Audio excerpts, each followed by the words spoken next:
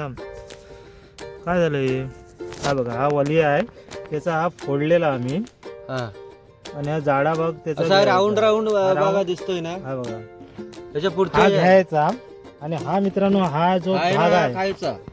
हा बघा, हा भाग आहे तो पाण्यामध्ये उकडायचा आणि आपले जे पाय जे वळतात म्हणजे पेटका येतो बघा आपल्या पायाला, तेव्हा त्याचं पाणी तिकडे लावायचं. पाणी तयार करून ठेवलं बाटलीत तरी काय चालेल.